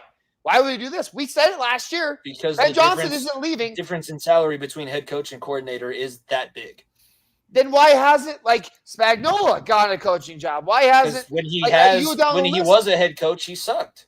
When Wade Phillips was a head coach, he sucked. So some guys can't do it. We're about to see if Ben Johnson can or can't do it. All I'm saying is this: I will be damned if Caleb Williams is not on this roster next year. I'm not saying not on the roster. I don't think that he's the guaranteed starter after this season. On the roster next year. And I understand that Caleb Williams didn't show anything last year. The Bears weren't the worst team in football last year. They drafted 10th overall. He had spurts of games. I understand majority of it was bad. He had spurts of games where he was still a legit, not legit, but a good quarterback. And this is a whole look. I'll circle this back. Let's have this conversation because Cleveland Browns had this conversation with Baker Mayfield. Baker Mayfield wasn't nothing special. He was the first overall pick. He wanted. Where would the Cleveland Browns be if Baker Mayfield was the quarterback and they didn't trade Deshaun Watson? Well, they'd be a playoff team. Playoff team. Baker Mayfield made the playoffs with the Cleveland Browns. Won a playoff game. Year, not first year. Not his first year, by the way. That's what I'm saying. That's what I'm saying. At the end of the season, he has the possibility of losing his guaranteed starter spot. He'll still start all the games for Chicago that he's healthy for. There was a reason he was the number 1 overall pick. I cannot emphasize that enough. I think that it's going to go down. It's going to be up there with the Ryan Leafs of the world. That's it. I want you to stamp that because if we're going to get old takes exposed, I want you. And I hope you're right because I don't see. I wasn't wrong last year either.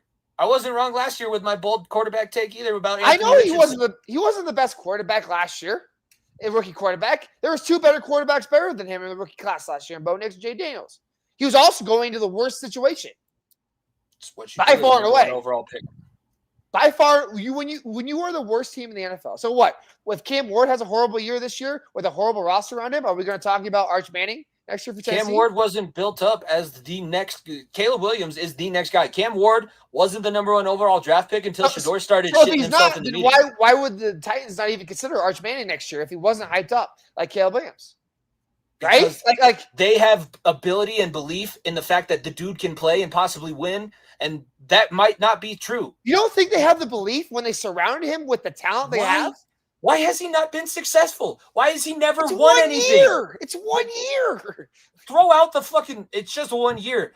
Everything, ever since he was touted as the next greatest thing, he sucked as a team. They don't make the playoffs. They don't win bowl games. They won't make the playoffs. He won't ever make the playoffs in Chicago as the starting quarterback. Won't ever. Okay, we'll find out. Man. I just think in 1 year we are throwing blasphemy takes. It's not blasphemous. It was the first clear. Overall. The blasphemous take is not the miss the playoffs. Blasphemous take is that he won't be a starting quarterback next year. When you drafted the guy number 1 starting quarterback for the Chicago Bears, guaranteed starting quarterback for the Chicago Bears next season. Won't do it. We'll see. The Packers kind of get lost in the shuffle. I think that they're going to finish second. I do think that the Lions, as bad as they looked in the preseason, I do still trust what their culture is. Preseason is what? Don't care. Don't get too high. Don't get too low. Their backups are terrible. So hopefully the Lions don't have as many injuries as last season. That was the thing. They got way injured at the wrong time. Aiden Hutchinson is going to be a fucking problem this year. I think he's so good. I hope he comes back fully healthy because he was so good before the injury. And if they get a shell of what he could be, he's going to be a deadly pass rusher in this division, 100%. I think he's on my short list of favorites for comeback player of the year, possibly in like the top 2 or 3 for defensive player of the year for the NFC. Because I think that he's going to have that much of an impact if he comes out and is healthy. Having a healthy defense will help them. Madden ran their simulation. They're not going to go 15-2, but they did go 12-5 in the simulation. Look, I'll be honest with you. I think Green Bay will test Detroit for the division title because they always seem to figure it out. I think the Vikings were last year. Exactly. I think, but the big question is Jordan Love. Can he be that top tier quarterback in the NFC? That's the question because Jared Goff has proven at times he's not, but proven at times he is also. And Jordan Love has just been kind of just under the radar. Yeah, he's filling Aaron Rodgers' shoes. We'll see what we get from him. And now I think this year is the make or break year. Don't want to talk about a guy who's make or break.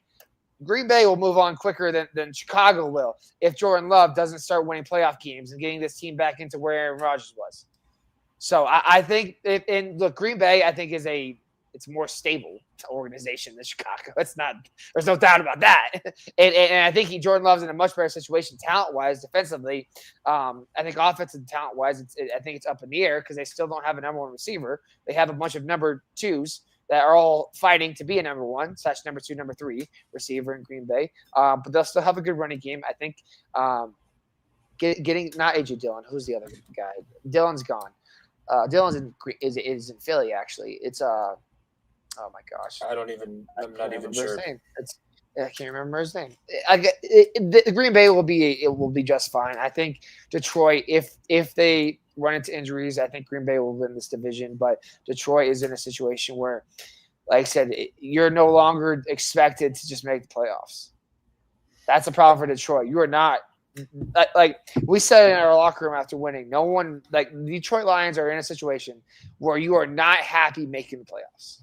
You are happy with making the Super Bowl and winning it. Yep. And the way Detroit's set up offensively and defensively, you're going to have to start paying these guys. So you better start figuring it out very quickly. I think their defense is going to be less talented than what people think. Their offense will be, I think, their savior if they can get some of that talent. But I don't see Packers offense I don't see what they were able to do last year molding into that taking the division crown. Detroit's won it 2 years in a row, and this is not the NFC East where everybody wins it. Different team wins it every year.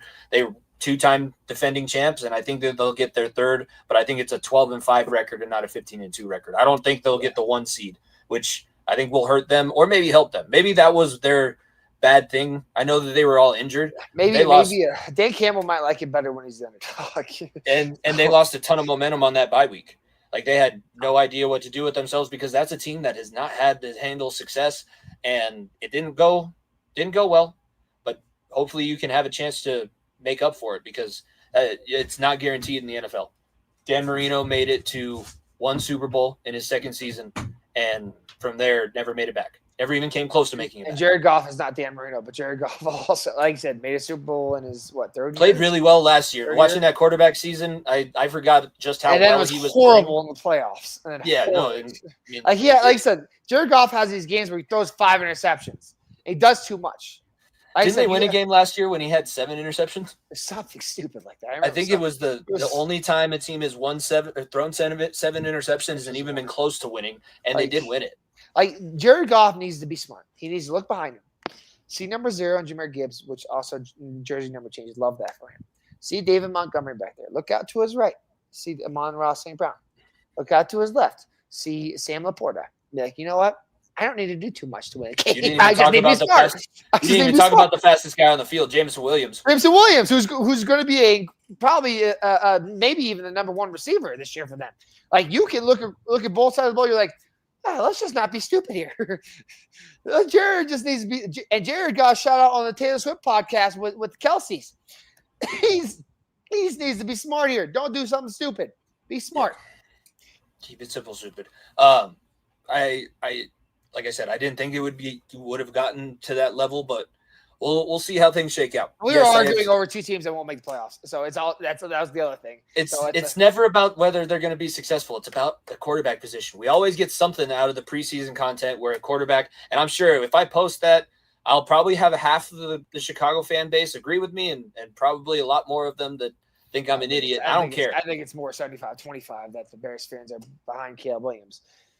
Genius is seen as insanity until it's proven correct. That's what I'll leave that one with. Let's get into, not speaking of genius, but our top 5 this week is the top 5 dumbest things that athletes can do. I put it as dumbest athlete moves. I'm going to go ahead. I'll put mine up on the screen first.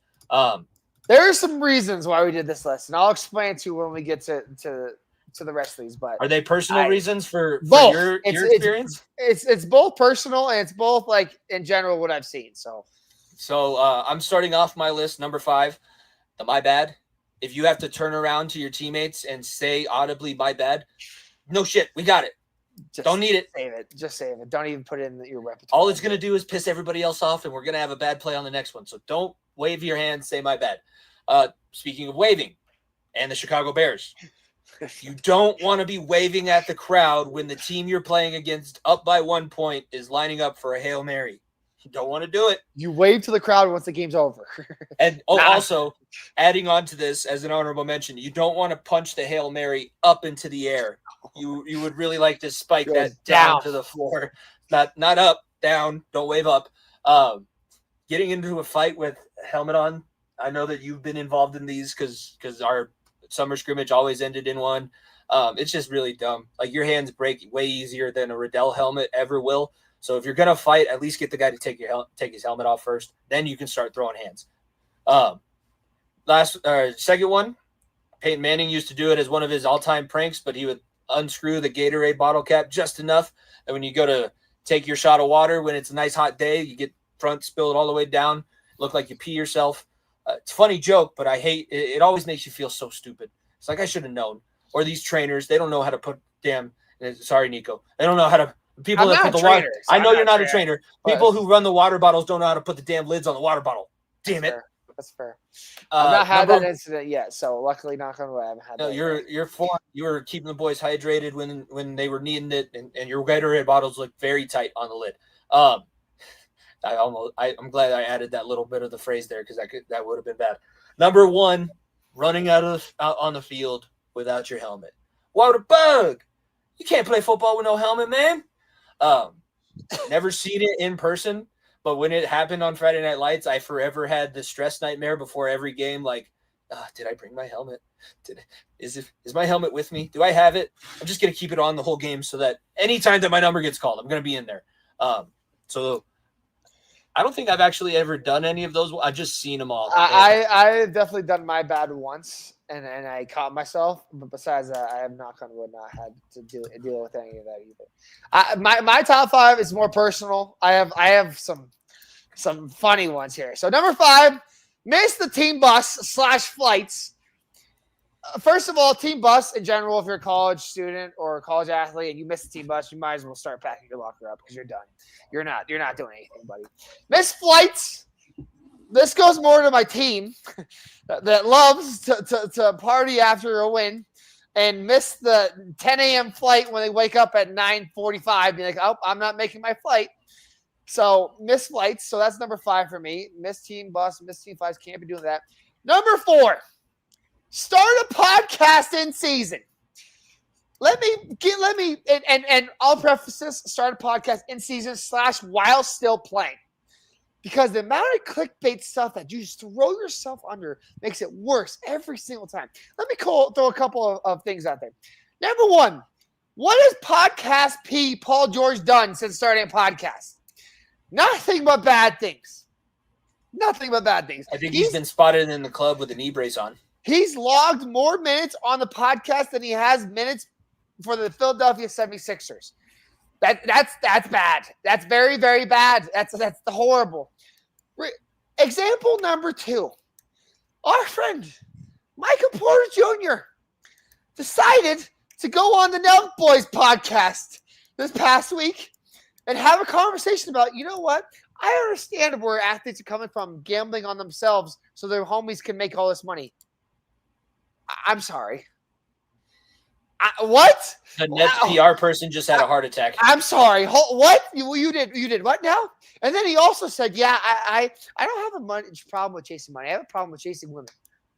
Oh, yeah, I heard that. I'm sorry. Again, what?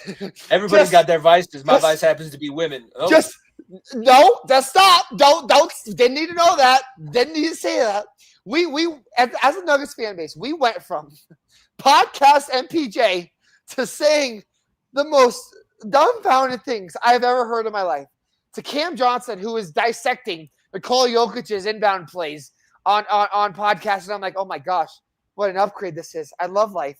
My starting small forward isn't going to go out and say something dumb where I'm going to be like, what are you doing? Please stop. Please just shut up. Don't say anything. It's wild.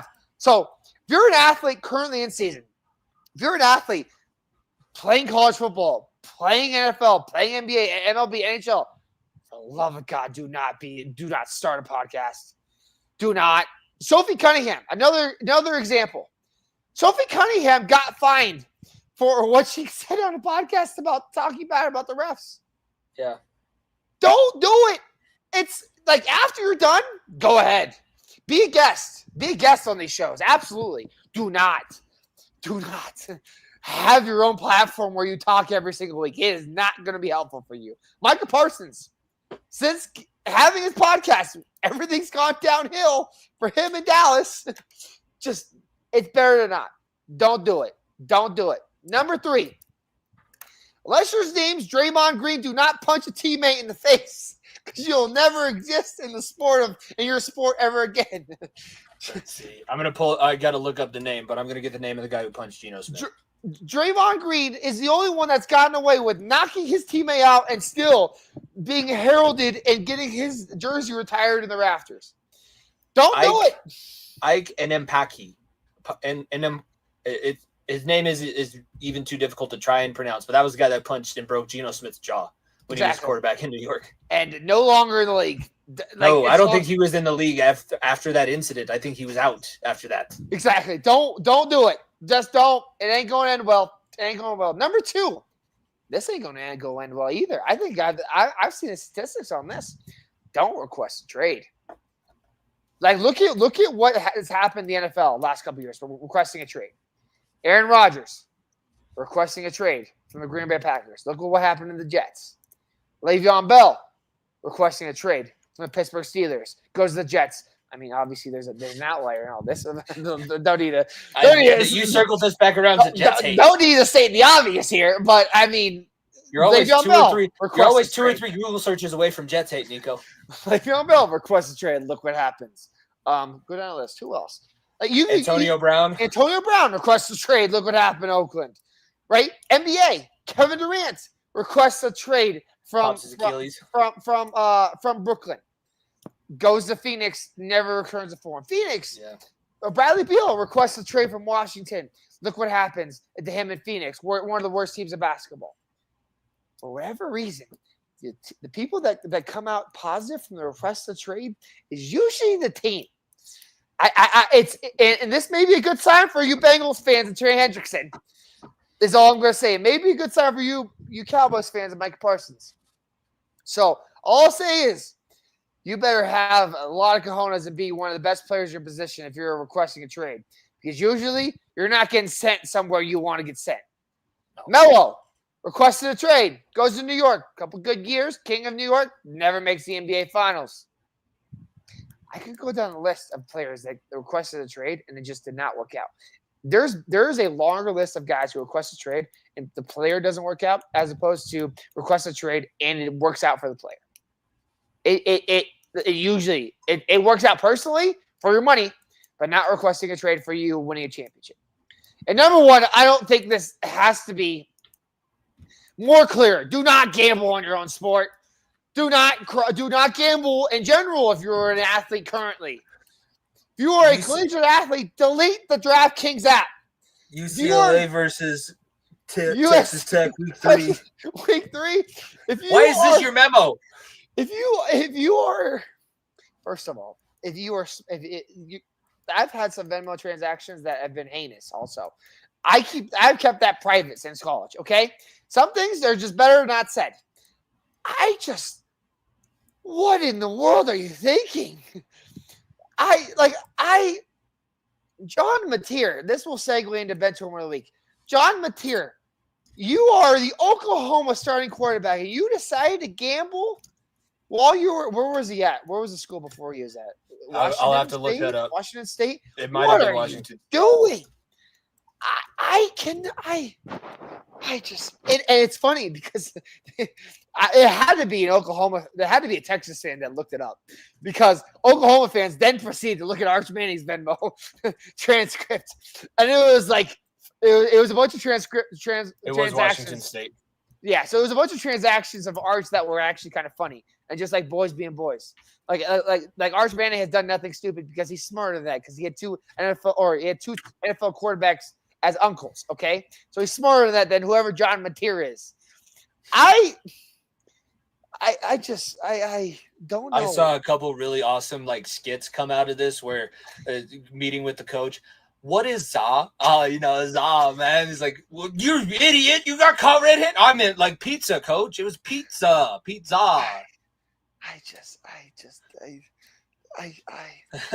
It's the name of the school and the week that they played on the calendar for me. I could go down even further. Like you could go down the fact of like remember Malik Beasley, former Denver Nugget, gambled on his own game and has been in high waters that he's been trying to hit the over in the last 5 seconds of the game and sprinting down the court. No, my favorite are the guys that tell their buddies to bet miss his first shot and the shot like looks like I'm shooting. Clanks. Just a horrible clank. You have to make it good enough that it's an actual shot on net, but you don't want to accidentally make it. That's my problem. I'd accidentally make it. Every time I tell people to bet that, I swish. John Mateer, you are the starting quarterback for Oklahoma. You have probably NIL deals up your ass right now. Why are we even considering this? You were quarterback. Obviously, you were Washington State during the transactions, but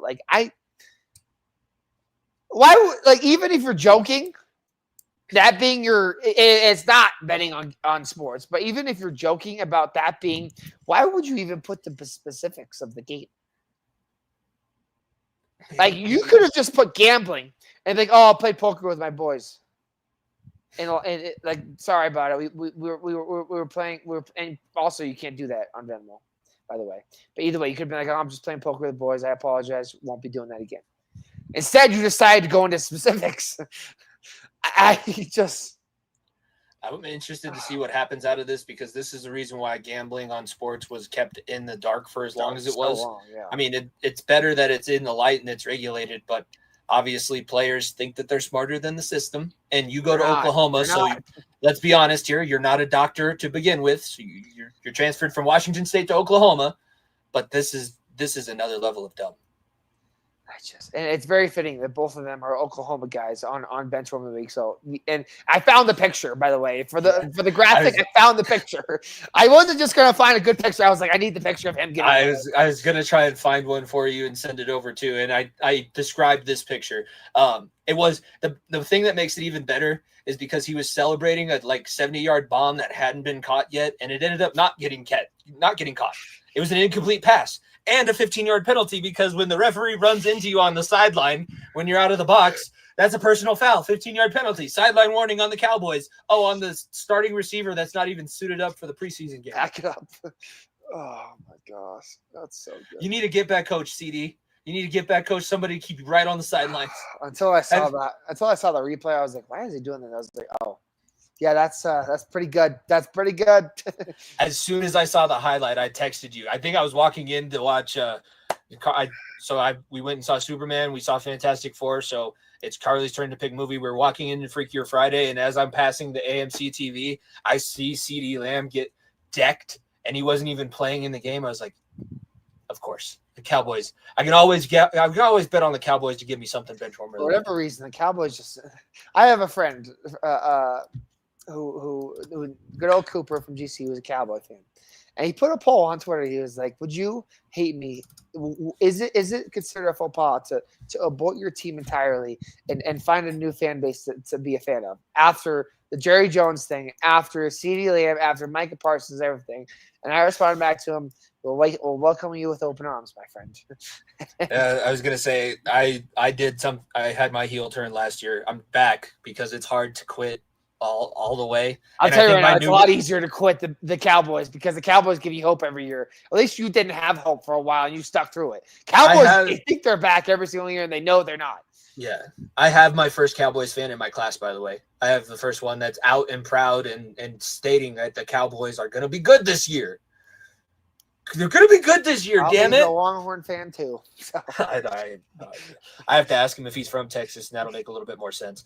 Let's go from bad to good. Player of the week.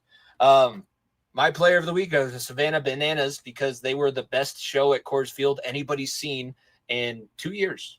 100,000 fans in 2 days. Like, they make themselves some money. That's for sure.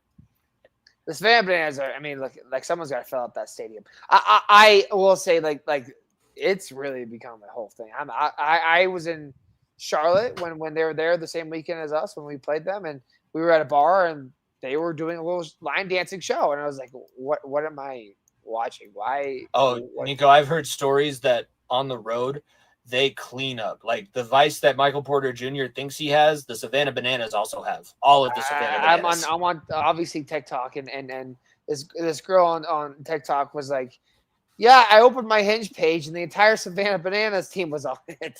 Yes, like, oh, those are some of the exact same stories that I've heard, and I've heard they've put up numbers in these cities that they travel to. I don't know. I mean, look, it's. I will say, I probably will never go. I don't care about baseball that much to do it. No, but it looks entertaining. It looks like the new Harlem Globetrotters in a sense where they don't know if they're going to win. So it's a real game being played, and it's no like Harlem Globetrotters beating the Washington Generals.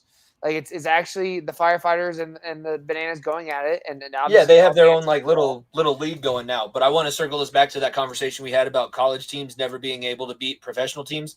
The Savannah Bananas could not beat the Rockies. They might be able to get a game because you play baseball. They wouldn't even get 2 innings. They wouldn't be mercy. It's ridiculous. But there's a lot of people that I think it's because the Rockies have been as bad as they are, and we're all sick of it. But people have been saying that the Savannah Bananas would beat the Colorado Rockies. This roster, Savannah Bananas guys, and look, they've made money for it, so I can't blame them at all. They were at best the best players in AA. That's as far as they went. Like none of these guys, like they bring celebrities every single week. Randy Johnson pitched for him a couple weeks ago. Ubaldo Jimenez was there for the Rockies, and Dante Bichette was there for the Rockies, and when they're at Coors Field and everything. And that's cool. It's awesome. None of these guys would even be able to hit a 99-mile-per-hour fastball from Paul Skeens on their best day. So it's a cool story. It's awesome they're doing that. And frankly, with the new wave of social media, it's awesome they're able to make money the way they do. So they're doing well for themselves. Yeah. My player of the week, Aiden Nenza. Shout out Nens. 4 goals on 4 shots. He was a guy that unfortunately wasn't rostered for a couple games this year. And he was getting the long pull in the second half. For those that don't know, there's an LSM there's 4 pulls out there. There's 3 close guys, and there's 1 midfielder that gets subbed off for a long pull.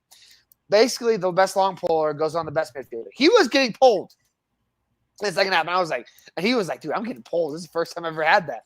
Because he's been on teams with obviously McAdory, who's on our team, who's been nuts at Duke. He's on a team with Brendan O'Neill at Duke as well, who's one of the best players for the Outlaws. And he never got the pull. He's like, I was getting pulled. This is actually nuts. I can't believe this is actually happening. He was like, yeah, this is a whole different world. I can't believe it. And he went nuts. And obviously was getting pulled second half, and then big win in Boston and in the playoffs. Obviously sent Boston home, which is so nice. It's shutting that crowd up. It was a great crowd. Boston had the best crowd we've had. It was jam-packed all the way to the brim at Harvard Stadium. But man, their playoff hopes got dashed on the first day, didn't they? And it was no. They were fighting for their lives on the second game. But everyone knows that playing the second game of the back-to-back is very difficult to win the back-to-back, especially if you lose the first game. We lost our second one. Utah lost the second one. Denver somehow won the second one after losing the first one. If you win the back-to-back, you are a legit contender in this league. And Boston had to win one of their last two games. And they were playing two teams that were bottom of their conference. And we came in and quieted the crowd very, very quickly. California's into the playoffs for the PLL. I'm wearing my Outlaws hat. The playoffs don't start for another week, so we'll talk more about the matchups in the first round. The Outlaws and the Atlas are the two buys. They got the one seeds in their conference. That didn't turn out too well in the college football playoff. It didn't really turn out too well in the PLL playoffs last year either, so we'll see if the trend can be shifted. Let's get into play of the week. I'm sure you got a good play of the week. Yeah, play of the week. Weekend I could have done two. I could have done Ryder Garnsey's bouncer one-handed to hit the game winner. That's not the one I'm picking. Chase Erland came up big. Matt Campbell came right down the pipe. Basically, Cape Scott-Free had a great look at a shot to tie the game in the last 2 seconds of the game. Chase Erland comes up big, makes the big save again, third week in a row, making a big save at the end of the game to win the game, and throws the ball in the air, and we're celebrating like no tomorrow because there isn't tomorrow. In Boston, there wasn't. There is no tomorrow. There is no tomorrow. My play of the week goes to Lavelle Sherwood. He had the catch of the game in the first preseason opener. Like I said, I watched the Broncos game from start to finish. There really wasn't. I didn't watch anything besides football, so it was going to be a preseason play. Obviously, yours has more magnitude, and I'm excited for the PLL playoffs. It's easier for me to follow. I was already on winter break at this time last year. Yeah, so it's fun getting another paycheck a little bit later in the year. Is all I'll say. That's true. You do get to enjoy that, and they're doing different settings for the not settings. That I can't think of a better word. Different regulations for the Champion Series this year, right? Well, yeah. So we're in the Champ Series also. We won. Nice. We got. So we'll be playing in February, which is so much fun. Our team's first time in a year. So obviously, yeah. We had the off year last year, and 2 years ago we were there. So it's awesome though. Our team that was a goal was to make playoffs, have a Champ Series, but that wasn't our ultimate goal. So it's exciting, obviously, and like I said, we have a great chance against Carolina, and then opportunity to play Denver. So we'll see. Yeah, if you get some momentum going, crazy things happen. Anything else before we send everybody off for their weekend? It was nice being back live. Hopefully everybody enjoyed it. We had shout out Pete Sandoval in our comments, everybody that tuned in and caught us live. Anything else before we send people off for their weekend? Don't you forget, people, Saturday, Jimmy will be in a suit. That's in right. a suit, running a mile, is all I'll say. It'll be on our socials and our YouTube channel. So subscribe to the YouTube channel that you're watching now. Follow at FEOTB Pod. Everybody loves pain. Everybody loves pain. It's going to be great. It's going to be great. So all I'm going to say is Jimmy will go through the pain and realize I need to study more when drafting. It's not that I don't study. It's not that I didn't study. I picked every single injured guy that you could possibly have thought of. It was bad. And then finally, please DDP, please beat Hamzat, please. Dude, I heard him on a podcast, and I didn't really like DDP. I get him. Like he's just South African people are a little bit more abrasive than what we're used to because they're good with. But yes. Yeah. No, you obviously know. And you have the family tie.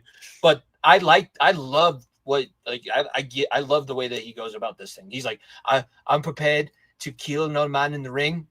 That's the line. So there's nothing. I can't say anything that crosses the line because I'm willing to kill this man. I hope he wins, please, for the UFC's sake. Also, the UFC signed a fat deal from Paramount. No more pay-per-views, baby. It's on CBS every single weekend now. It dropped the average price of being a fan from $1,100 to $115. It's awesome. Look, I've heard obviously fighters say it's going to hurt the fighters. I think it's going to help bring more eyes to the sport. So they get more exposure, and they're going to probably make pay-per-view models for the fighters. UFC is struggling for stars right now. Yeah. Obviously, John Jones retired. Conor McGregor has his own problems. Well, Nico, there's a reason why we don't have pay-per-views for the NFL, the MLB, the NBA, because those leagues have been established. They probably would have had to do something like that if TV was as big as it was like when the UFC started. This is what professional leagues do. They move from the have to pay to watch model to now let's show you everybody that we got. Let's put on as many good fights as we possibly can. I have nothing bad to say about ESPN because obviously we're on ESPN as PLL and we'll get highlighted more on ESPN now that the UFC won't be highlighted on anymore. But I think it's so awesome for the sport. Yeah. It's going to be, like I said, Dana White is Genius. he's a genius. He also owns stock in TKO. So whatever his salary is as the president and face of the UFC, he's also making a lot of money on the back end. A lot of money, especially these next couple months going into 42 WrestleMania and Cena's last couple months. Yep. Thank God he's a babyface again, is all I'll say. That was a nice thing. All right, let's send people off. Enjoy your weekend. Thank you guys for tuning in. Follow at FEOTB Pod. Subscribe to the YouTube channel. Episode 243 of The Far End of the Bench. Myself, Jimmy Pilato, and my co-host Nico Bryant. We will see you guys next week. Peace. If you don't stay down and you never quit, come on over here and sit on the far end of the bench.